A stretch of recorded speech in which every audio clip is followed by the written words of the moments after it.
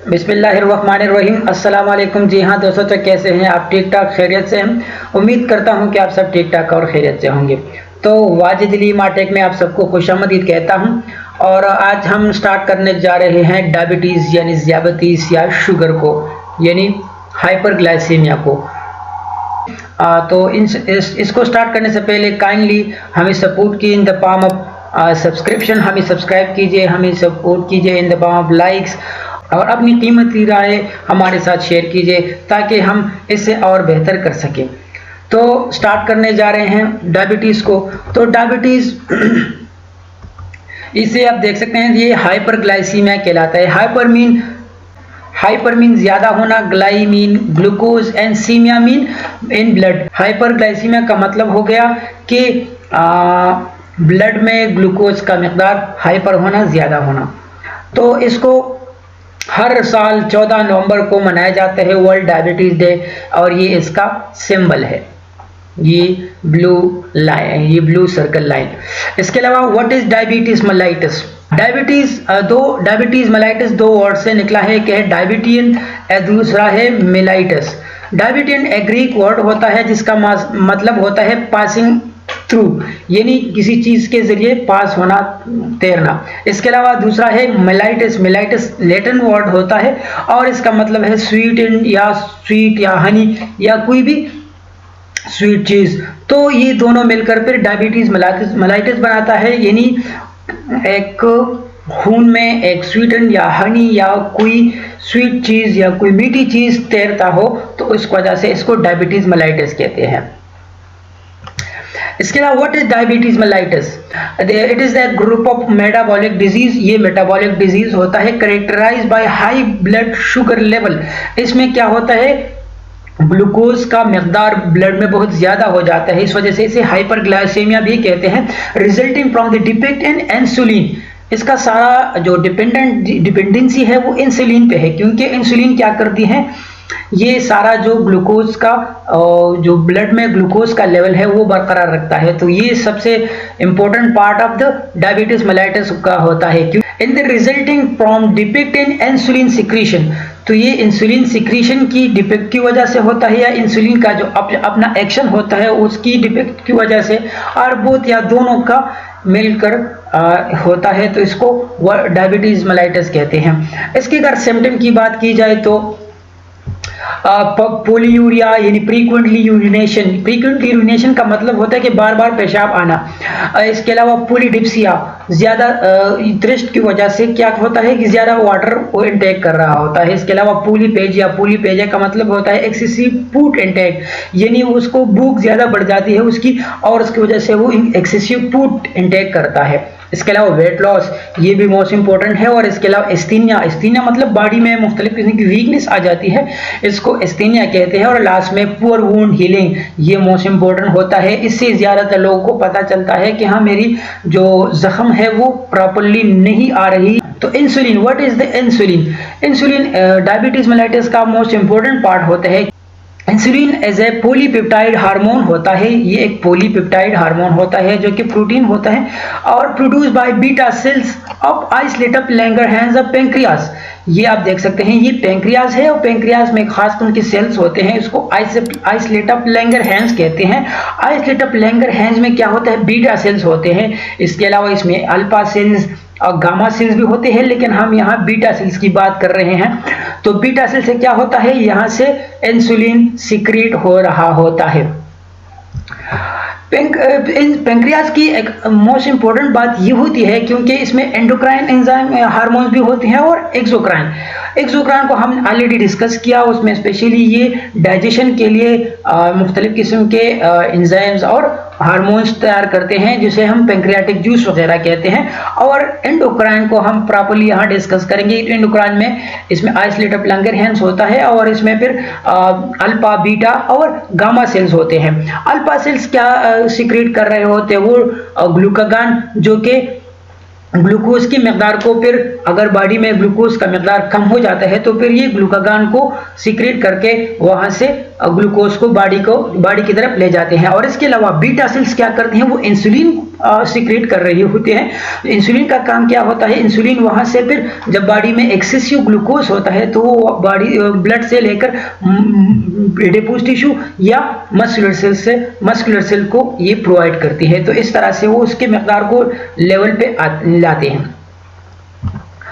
इसके अलावा exocrine secretion आप देख सकते हैं, ये एक्सोक्राइन पैंक्रियाटिक जूस को ये पार डाइजेशन के लिए सिक्रेट कर रहे होते हैं, और एंडोक्राइन में इंसुलिन और ग्लूकागॉन ये सिक्रेट कर रहे होते हैं पार द ग्लूकोज के लेवल को बरकरार रखने के लिए।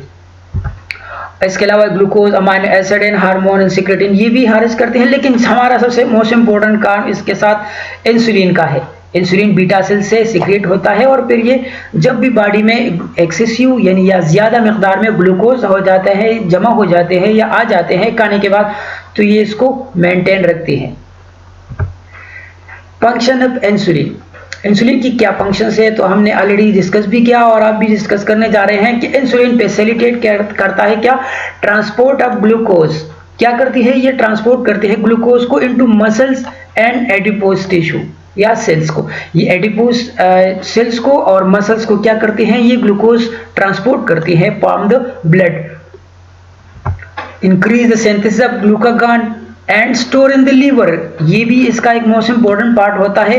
यानी जो एक्सेसिव ग्लूकोज होता है या शुगर्स होता है, तो ये क्या करते हैं, ये इसको स्टोर करते हैं लीवर में in the form of glucagon. फिर ये जब भी बॉडी में ग्लूकोज की मिकदार कम हो जाती है तो in the form of glucagon ये फिर ट्रांसफर हो जाते हैं ग्लूकोज में और ये बॉडी की नीड को पूरा करती है। इसके अलावा increase uptake of glucose by resting skeletal muscle, ये स्केलेटल मसल्स को क्या करती है, ग्लूकोज प्रोवाइड करती है। और इसके अलावा reduction of blood glucose level, ये मोस्ट इंपॉर्टेंट होता है। जो ही ये ब्लड ग्लूकोज लेवल को बरकरार रखता है, कम करता है, तो इस तरह से इसकी जो ग्लूकोज लेवल होता है ब्लड में, तो ये मेंटेन रहती है। स्टिमुलेट प्रोटीन सिंथेसिस भी ये कर रही होती है, ये भी इसका मेन फंक्शन होता है। ये आप देख सकते हैं। सबसे पहले हम खाना खाकर ये किधर आ जाता है, ये स्टमक में आ जाती है। स्टमक में क्या होता है, ये ग्लूकोज में यानी स्मॉल पार्ट्स में डिवाइड होता है, और फिर यहाँ से फिर ये स्मॉल इंटेस्टाइन में क्या होता है, यहाँ ये ब्लड स्ट्रीम में सिक्रेट हो जाते हैं, ऑब्जर्व हो जाती हैं। फिर ये स्मॉल इंटेस्टाइन में ऑब्जर्व हो जाती है, और वहाँ से फिर क्या होता है, जब भी बॉडी में या ब्लड में ग्लूकोज का मिकदार ज़्यादा हो जाता है तो इंसुलिन वहाँ से खारिज होता है, किधर से, पैंक्रियास बीटा सेल से, और वो इसे क्या करती हैं, वो इसे ऑब्जर्व कर रही होते हैं, किधर में, ये एडिपोज टिश्यू और मसल्स में, फिर इसे ले जाती हैं। What is the type of diabetes mellitus? Diabetes के दो मेजर टाइप्स है on the basis of insulin. तो एक है टाइप 1, इसे हम IDDM यानी इंसुलिन डिपेंडेंट डायबिटीज मेलाइटिस भी कहते हैं। टाइप 1 डायबिटीज मेलाइटिस में इंसुलिन डिपेंडेंट यानी इसमें पैंक्रियाज इंसुलिन बिल्कुल या बनाता ही नहीं या इतनी मिकदार में भी बनाता है कि वो not too sufficient for the absorption of glucose. तो इस वजह से इसको हम टाइप 1 भी कहते हैं, और ये रेयर होते हैं एज कम्पेयर टू टाइप 2। तो टाइप 1 जो होता है वो अर्ली स्टेज में भी ये स्टार्ट हो जाती है, और ये इंसुलिन पर डिपेंड करता है, यानी इसके लिए आप मेडिकेशन नहीं ले सकते, इसके लिए आपने इंसुलिन को डायरेक्ट लगाना होता है। इसके बाद होता है टाइप 2 यानी NIDDM यानी non insulin dependent diabetes mellitus इसे कहते हैं। और ये टाइप 2 होता है, और इसमें क्या होता है, इसमें इंसुलिन की डिपेंडेंसी नहीं होती, क्योंकि इसमें या तो उसकी मिकदार थोड़ी कम हो जाती है इंसुलिन की, या उसकी मिकदार पूरा होती है लेकिन उसका एक्शन उस तरह नहीं होता या इंसुलिन की, जो कि वो अपनी जो सफिशिएंट वर्क है वो मेंटेन रखे। इसके अलावा इसके और दो टाइप्स होते हैं। एक है गेस्टेशनल डायबिटीज। गेस्टेशनल डायबिटीज वो डायबिटीज होती है जो प्रेगनेंसी में अकर हो जाती है, इसको हम गेस्टेशनल डायबिटीज कहते हैं। और एक होता है प्री डायबिटिक डायबिटीज। तो ये वो डायबिटीज होता है जो अर्ली स्टेज में होता है, यानी अर्ली स्टेज का मतलब नहीं कि अर्ली एज में, यानी जो अगर इसको हम टेस्ट किया जाए तो इसमें थोड़ा सा इसकी ग्लूकोज की लेवल ज़्यादा होती है, लेकिन उसमें सिम्टम्स नहीं होती और ना ही वो इतना डेंजरस होता है। इस वजह से इसको हम प्री डायबिटिक कहते हैं। ये लाइफस्टाइल और डाइट वगैरह से भी मेंटेन हो सकता है अगर इसकी प्रॉपर केयर की जाए। इसकी डायग्नोज सबसे मोस्ट इंपॉर्टेंट पार्ट, इसका डायग्नोज, इन्हें आपको तो सिम्टम्स पता है, आपको सारी चीजें पता है, लेकिन आपको किस तरह से इसे डायग्नोज करते हैं। तो a blood test done to see blood glucose level या फास्टिंग और रैंडम। इसमें दो किस्म के होते हैं कि फास्टिंग होता है, एक रैंडम। फास्टिंग कौन सा होता है? फास्टिंग वो होता है जिसमें ओवरनाइट, यानी हम रात से हम रात को यानी डिनर करते हैं और डिनर के बाद हम कुछ नहीं खाते टिल टू ब्रेकफास्ट। तो ब्रेकफास्ट में जब हम तकरीबन 8 आवर्स या 6 आवर्स हो गए, तो इस तरह से 6-8 घंटे से पहले हमने कुछ नहीं खाया हो तो उसको हम फास्टिंग कहते हैं। और ये कितना होना चाहिए? ये 110 to 126 mg पर डेसीलीटर होता है। एक होता है रैंडम। रैंडम कौन सा होता है? रैंडम वो होता है जबकि 1 आवर और 2 आवर से आपने कुछ खा लिया और उसके बाद आपने उस ग्लूकोज का वो टेस्ट करने जा रहे होते हैं, तो उसमें आपकी जो नॉर्मल वैल्यू होती है वो 80 to 200 mg पर डेसीलीटर होती है। तो ये नॉर्मल से टू प्री डायबिटिक तक पेशेंट होता है इसका। इसके अलावा एक और टेस्ट होता है जिसे ग्लाइकेटेड हीमोग्लोबिन या HbA1c कहते हैं।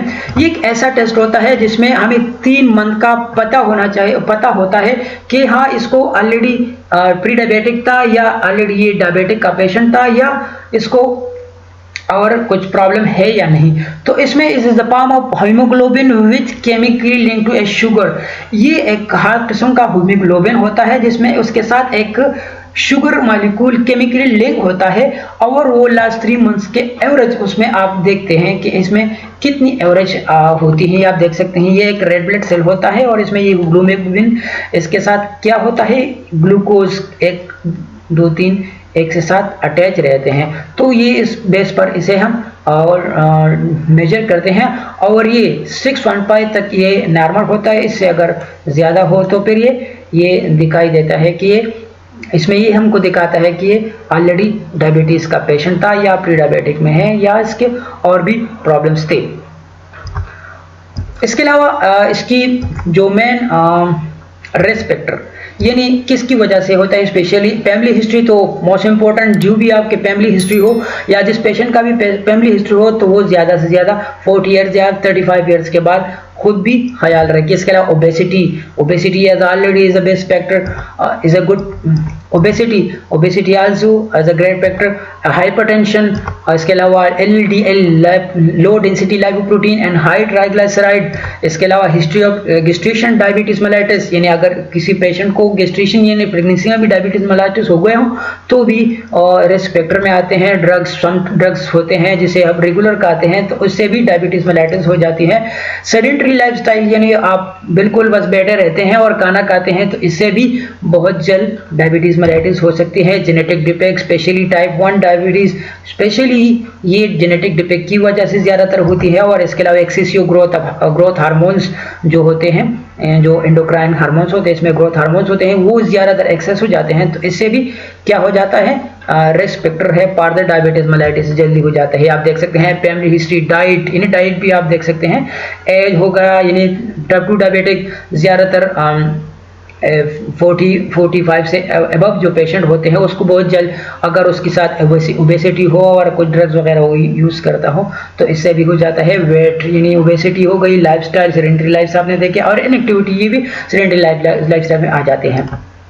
Thank you for watching this video. अगर आपकी वीडियो अच्छी और इम्पोर्टेंट लगी हो तो काइंडली हमें सब्सक्राइब कीजिए और हमें अपने दुआओं में भी याद रखें और अपने कमेंट्स में भी हमें शेयर कीजिए। और स्प्रेडिंग स्माइल, हमेशा दूसरों को खुश रखें।